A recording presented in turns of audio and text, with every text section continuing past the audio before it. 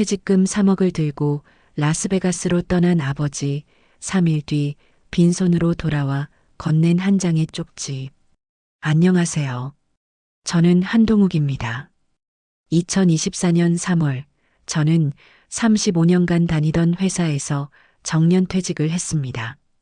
퇴직금은 정확히 2억 9,800만 원. 평생을 모은 돈이었죠. 그리고 저는 그 돈을 전부 들고 라스베가스로 떠났습니다. 아내에게도 아이들에게도 말하지 않고요. 사람들은 제가 미쳤다고 생각할 겁니다. 60을 바라보는 나이에 퇴직금을 들고 카지노로 간 남자라고요. 방에는 쪽지 하나만 남겼습니다. 걱정 마라. 곧 돌아온다. 가족들은 패닉에 빠졌을 겁니다. 아내는 울었을 거고 아들 준석이는 미친 듯이 저를 찾았겠죠. 하지만 저는 전화를 받지 않았습니다. 라스베가스의 화려한 카지노에 앉아서 칩 하나 없이 그저 다른 사람들의 게임을 멍하니 바라보고 있었습니다. 도대체 제가 왜 이런 짓을 했을까요? 미쳤을까요? 아니면 정말 도박에 빠진 걸까요? 이제 그 이야기를 시작하겠습니다. 2024년 3월 14일, 저는 인천공항에 있었습니다. 라스베가스행 항공권을 손에 쥐고요. 그날 아침 은행에서 퇴직금 전액을 인출했습니다. 2억 9,800만 원. 두꺼운 봉투였죠. 무게만 무거운 게 아니라 책임감도 무거웠습니다. 12시간의 비행 동안 저는 계속 생각했습니다.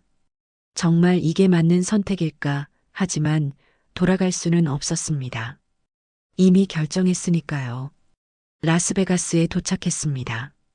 공항부터 슬롯 머신이 있었고 거리는 네온 사인으로 가득했습니다. 화려한 도시였죠. 저는 벨라지오 호텔을 예약했습니다. 유명한 호텔이니까 한국 관광객들이 많이 온다고 들었거든요. 누군가 사진을 찍어서 SNS에 올려주면 좋겠다고 생각했습니다. 그게 제 계획의 일부였으니까요. 방에 짐을 풀고 저는 다시 나왔습니다. 해야 할 일이 있었거든요. 근처 은행 지점을 찾아갔습니다. 통역 앱을 사용해서 간신히 송금 절차를 밟았죠. 송금인 한동욱, 수신인. 금액 2억 9천만 원. 확인 버튼을 누르는 순간 묘한 감정이 들었습니다. 후회는 아니었습니다. 오히려 홀가분했어요. 오랜 시간 제 어깨를 짓눌렀던 무언가가 조금 가벼워진 기분이었습니다. 남은 돈은 1,000만 원. 비행기가, 호텔비, 그리고 하나 더 사야 할 게 있었습니다. 저는 호텔 근처 보석 상점에 들어갔습니다.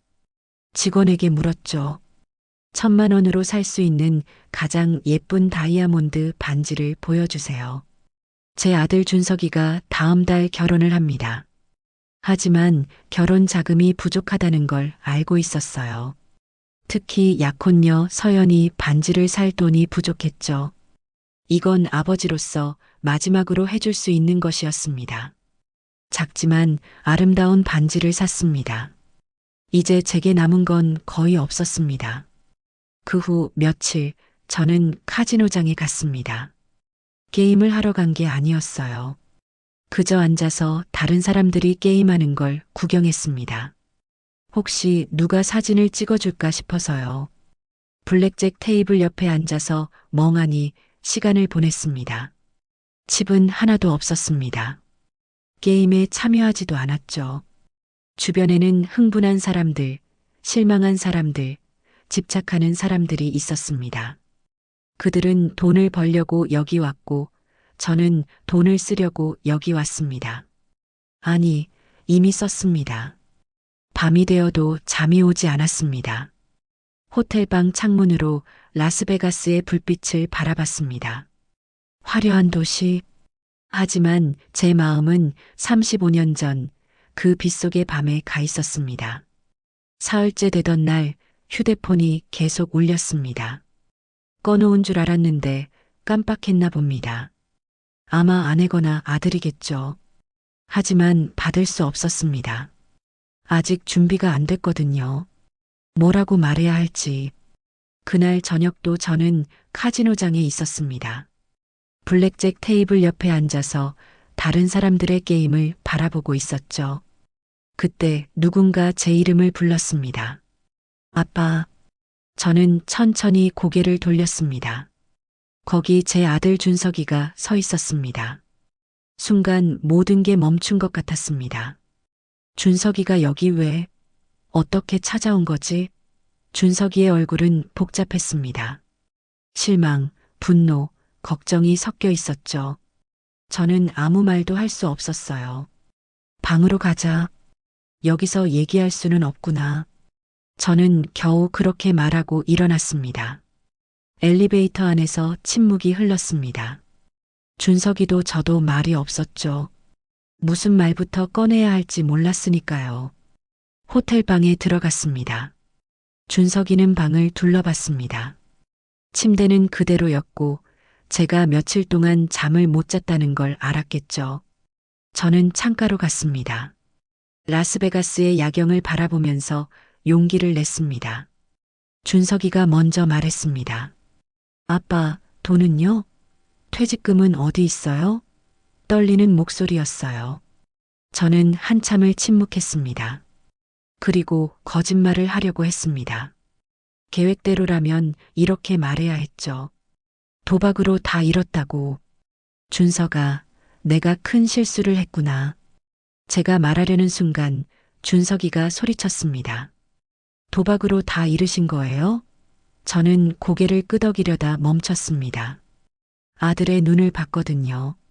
실망으로 가득한 눈. 미안하다 아들아. 엄마한테도 미안하고 널 실망시켰지. 준석이가 더 큰 소리로 말했습니다. 아빠, 그게 무슨 말씀이세요? 평생을 성실하게 사셨잖아요.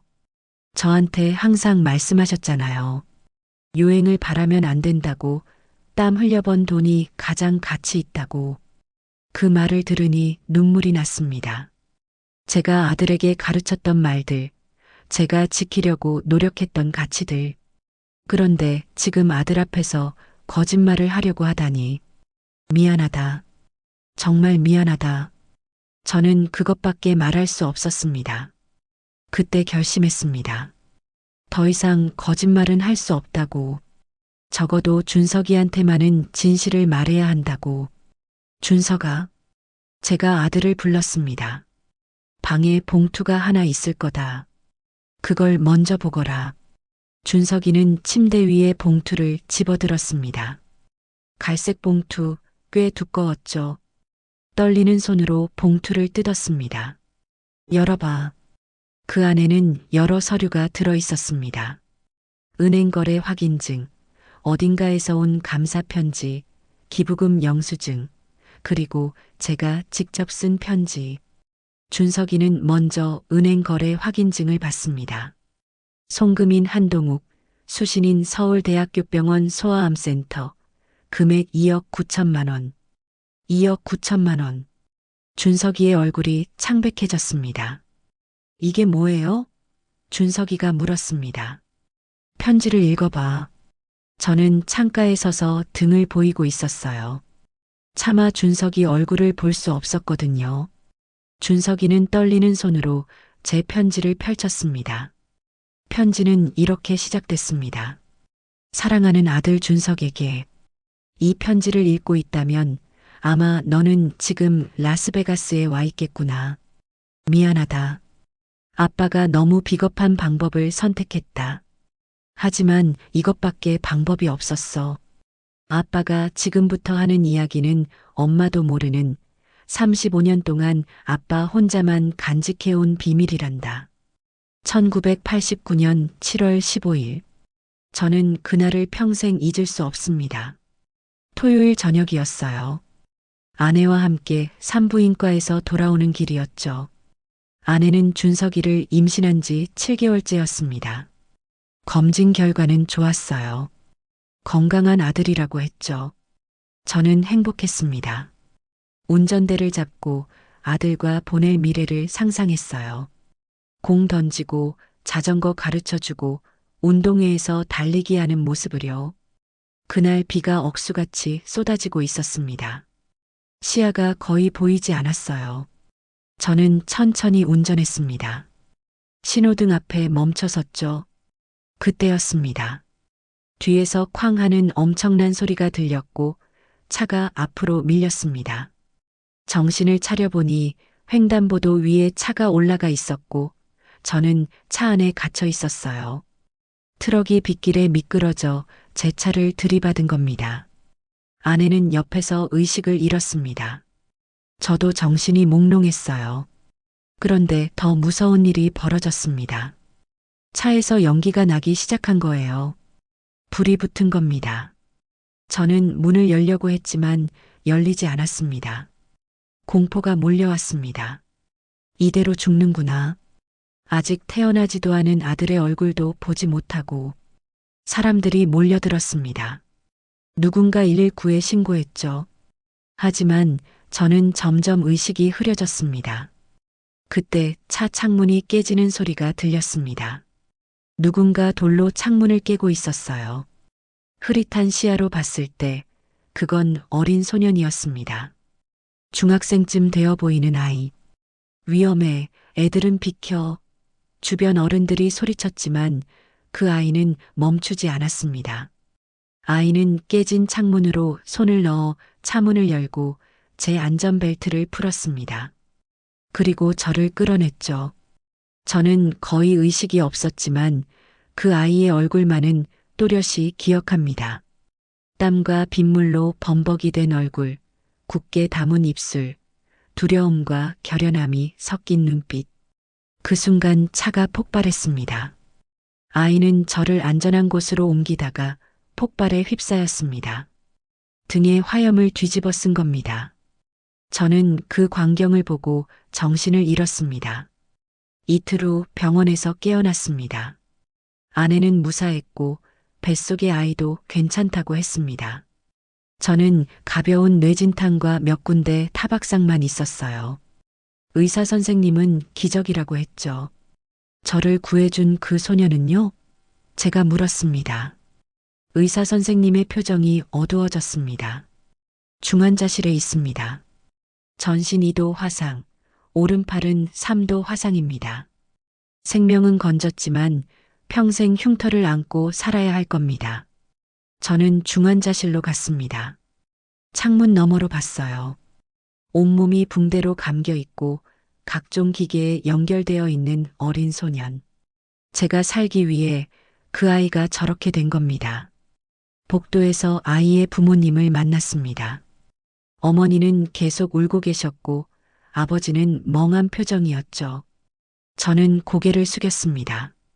정말 죄송합니다. 병원비는 제가 모두 책임지겠습니다. 아이 아버지가 힘없이 말했습니다. 아닙니다. 이미 저희 아이가 한 일입니다. 당신 잘못이 아닙니다. 하지만 저는 알 수 있었습니다. 그분들의 옷차림, 주름진 손, 어두운 표정에서 이 병원비가 그분들에게 엄청난 부담이 될 거라는 걸요. 나중에 알게 됐습니다. 병원비가 2천만 원이 넘었다고. 1989년 당시 2천만 원이면 서울 변두리 작은 아파트 한 채 값이었습니다. 그 가족은 집을 팔았습니다. 친척들에게 돈을 빌렸죠. 그래도 부족했습니다. 결국 야반도주하듯 다른 지역으로 이사를 갔다고 들었습니다. 그 소년의 이름은 최우진. 당시 중학교 2학년 14살. 준석아, 아빠는 그 이름을 평생 잊을 수 없단다. 준석이는 편지를 읽으며 눈물을 흘리고 있었습니다. 저도 창가에서 눈물을 흘렸죠. 편지는 계속되었습니다. 그의 가을, 내가 태어났어. 건강한 사내 아이. 아빠가 살아있어서 내가 태어날 수 있었단다. 최우진, 그 소년이 아빠를 구해줬기 때문이지. 하지만 아빠는 행복할 수가 없었어. 널 볼 때마다 우진이 얼굴이 떠올랐거든. 아빠는 우진이를 찾기 시작했어. 주말마다 사고가 났던 그 지역을 돌아다녔지. 최우진이라는 중학생 아시나요? 하지만 아무도 몰랐어. 이미 이사를 간 뒤였으니까. 사립탐정도 고용했어. 2번이나. 하지만 찾을 수 없었단다. 최우진이라는 이름을 가진 사람은 너무 많았고 그 가족이 어디로 갔는지 아무도 몰랐어. 세월이 흘렀어. 너는 초등학교에 입학했고 동생 예린이가 태어났지. 아빠는 회사에서 성실하게 일했어. 승진도 했고 겉으로는 평범한 가장이었지. 하지만 밤마다 아빠는 우진이 생각을 했어. 그 아이는 지금 어떻게 살고 있을까? 화상 흉터 때문에 친구들에게 놀림받지는 않았을까? 오른손을 제대로 쓰지 못해서 공부는 할 수 있었을까? 가정은 무사히 유지되었을까? 인터넷이 생겼을 때 아빠는 더 적극적으로 찾았어. 검색하고 SNS를 뒤지고 같은 이름을 가진 사람들을 찾아가기도 했지. 하지만 그때마다 다른 사람이었어. 10년, 20년, 30년. 세월은 흘렀고 아빠는 늙어갔어. 너희는 커서 대학을 갔고 아빠는 정년퇴직을 앞두게 됐지.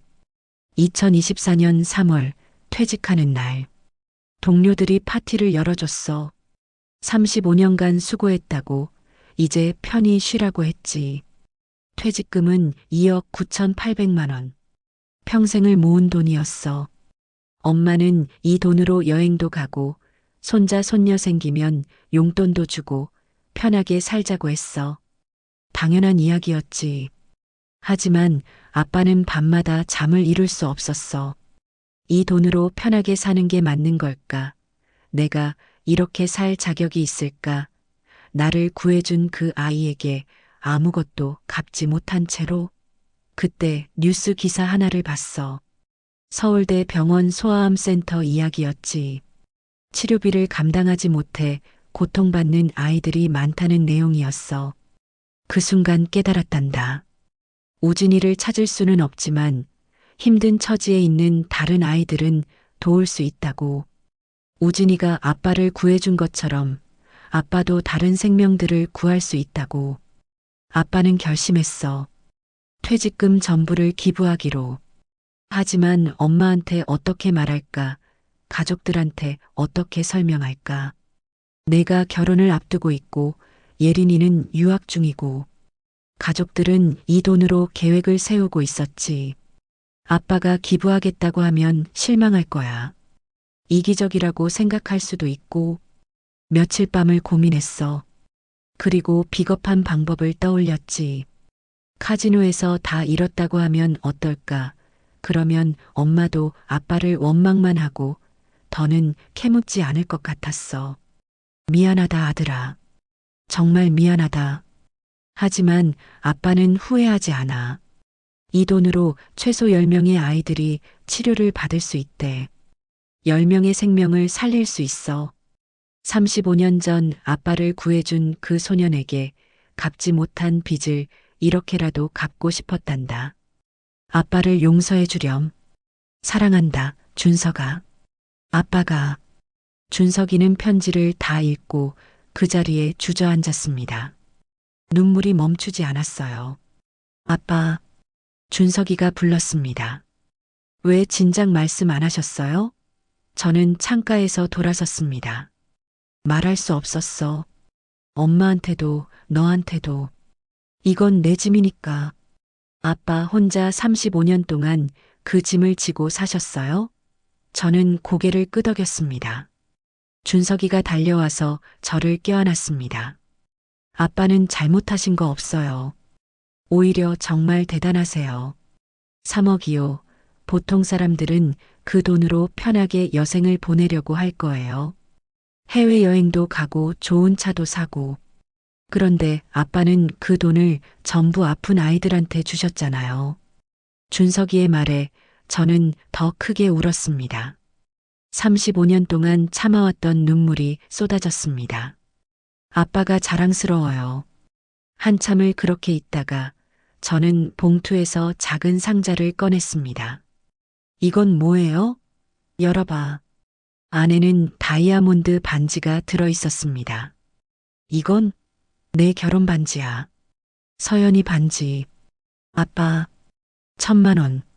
기부하고 남은 돈에서 샀어.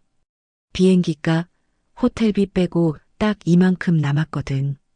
준석이가 또 울었습니다. 아빠, 정말 감사해요. 준석아, 약속해라. 서연이를 평생 잘 대해주고 행복하게 살거라. 약속할게요, 아빠. 다음 날 저희는 한국행 비행기를 탔습니다. 준석이와 나란히 앉아서요. 비행기가 이륙하자 준석이가 물었습니다. 아빠, 엄마한테는 어떻게 말씀드릴까요? 진실을 말해야지. 엄마가 화내실 텐데요. 처음에는 그러실 수도 있어. 하지만 엄마도 이해해 주실 거야. 저는 창밖을 바라봤습니다. 구름 위를 날고 있었죠. 35년 동안의 짐을 내려놓고 나니 구름도 더 하얗게 보였습니다. 인천공항에 도착했습니다. 아내와 딸 예린이가 나와 있었어요. 여보, 아내가 달려와서 저를 껴안았습니다. 화를 낼 줄 알았는데 울고 있었어요. 걱정했어요. 미안해, 여보. 집으로 가는 차 안에서 저는 모든 걸 이야기했습니다. 35년 전의 사고, 최우진이라는 소년, 퇴직금, 기부, 모든 것을요. 아내는 한참을 말없이 듣다가 조용히 눈물을 흘렸습니다. 여보, 왜 진작 말하지 않았어요? 미안해. 당신한테 부담 주고 싶지 않았어. 같이 고민했으면 됐잖아요. 우리 부부인데. 그래, 내가 잘못했어. 아내가 제 손을 잡았습니다. 당신이 자랑스러워요. 그렇게 오랫동안 혼자 그 짐을 지고 계셨다니. 용서해 줄래요? 용서할 게 뭐가 있어요. 당신은 정말 좋은 사람이에요. 뒷좌석에 예린이도 울고 있었습니다. 집에 도착해서 거실에 앉았습니다. 저는 서류들을 꺼내 보여줬어요. 아내는 서류를 보며 또 울었습니다. 잘하셨어요. 정말 잘하셨어요. 그날 밤 가족들과 오랜만에 다 같이 저녁을 먹었습니다. 제 비밀이 밝혀지고 나니 오히려 가족이 더 가까워진 것 같았어요. 예린이가 말했습니다. 아빠, 그런데 진짜 최우진 씨는 못 찾으신 거예요? 응, 35년 동안 찾으려고 했지만 못 찾았어. 인터넷에 글을 올려보면 어떨까요? 요즘은 SNS도 있고 커뮤니티도 많잖아요. 준석이도 고개를 끄덕였습니다. 한번 시도해 볼 만해요. 그래, 마지막으로 한 번 더 해보자. 그날 밤 가족들과 함께 글을 올렸습니다. 1989년 7월 15일 서울 강남구에서 발생한 교통사고 현장에서 차에 갇힌 사람을 구하고 화상을 입은 최우진님을 찾습니다. 당시 중학교 2학년이셨고 사고 후 치료를 받으셨습니다. 꼭 찾고 싶습니다. 연락 부탁드립니다. 며칠이 지났습니다. 여러 사람들이 공유해 주었고 제보도 들어왔지만 다른 사람이었어요. 하지만 일주일 뒤 메시지가 왔습니다. 안녕하세요. 저는 최우진입니다. 글을 보고 연락드립니다. 혹시 그때 제가 도운 분이신가요? 저는 벌떡 일어났습니다. 심장이 미친 듯이 뛰었죠. 아내에게 말하고 준석이에게 전화를 걸었습니다. 우진이가 연락 왔어. 우리는 답장을 보냈고 그날 오후 서울 시내 한 카페에서 만나기로 했습니다. 약속 시간보다 30분 일찍 도착했습니다. 손을 떨고 있었어요. 여보, 떨려. 괜찮아요. 오후 3시 카페 문이 열렸습니다. 한 남자가 들어왔습니다. 40대 후반, 오른손에 장갑을 낀 남자. 저와 그의 눈이 마주쳤습니다. 한동욱 선생님? 우진이? 35년 만에 재회였습니다. 저희는 말없이 서로를 바라보다가 동시에 눈물을 흘렸습니다. 정말 선생님이시군요. 우진아, 미안하다. 정말 미안해. 무슨 말씀을 하시는 거예요? 제가 감사하죠. 내가 나를 구해주지 않았다면 나는 그날 죽었을 거야. 고맙다. 정말 고맙다. 당연한 일을 했을 뿐입니다. 선생님이 저를 35년 동안 찾으시려고 했다는 걸 최근에 알았어요. 저도 선생님을 찾고 싶었지만 찾을 수 없었습니다. 내 손 많이 불편하지? 우진이는 장갑을 벗었습니다. 화상 자국이 선명했어요. 처음엔 힘들었죠. 하지만 이제는 적응했습니다. 왼손으로도 충분히 생활할 수 있어요. 정말 미안하다. 선생님, 사과 안 하셔도 돼요. 저는 후회하지 않습니다. 오히려 자랑스러워요. 제가 한 사람의 생명을 구했다는 게 저는 더 크게 울었습니다. 그리고 우진이에게 모든 이야기를 했습니다.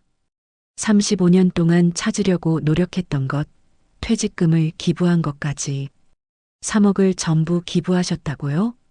응, 너를 찾을 수 없어서 다른 아이들이라도 돕고 싶었어. 우진이는 한참을 저를 바라보다가 조용히 말했습니다.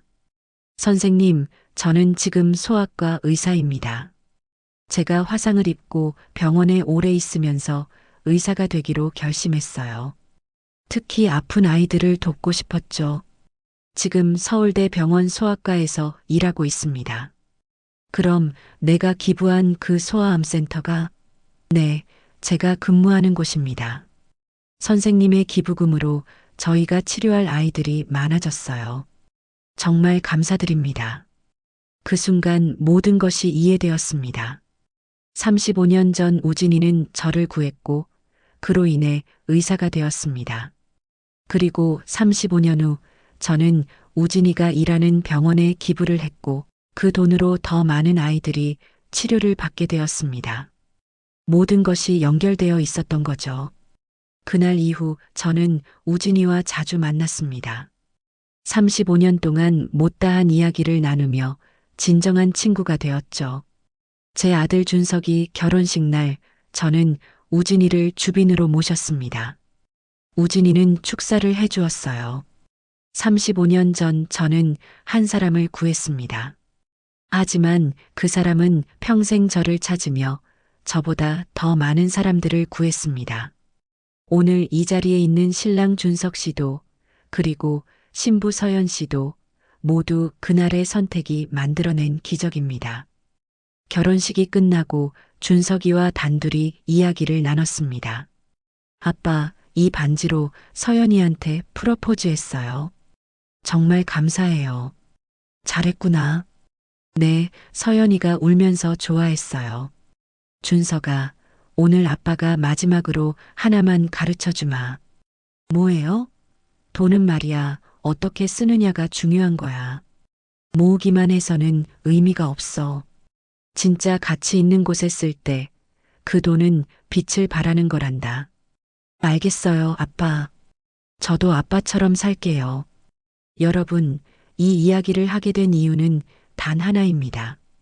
진짜 부자는 가진 돈이 많은 사람이 아니라 그 돈으로 빛을 만들어내는 사람이라는 것을 말씀드리고 싶어서입니다. 저는 3억이라는 큰 돈을 잃었지만 그보다 더 큰 것을 얻었습니다. 35년 만에 찾은 은인, 살려낸 수많은 생명들, 그리고 가족에게 남긴 올바른 가치관. 여러분도 생각해 보세요. 여러분의 돈은 지금 어디에 쓰이고 있나요? 그 돈이 만들어내는 빛은 무엇인가요? 세상은 더 많이 가진 사람을 기억하는 게 아니라 더 많이 나눈 사람을 기억합니다. 오늘의 이야기가 여러분의 인생에 작은 변화를 가져다 주길 바랍니다. 긴 이야기 들어주셔서 감사합니다. 진짜 부자는 가진 돈이 많은 사람이 아니라 그 돈으로 빛을 만들어내는 사람입니다.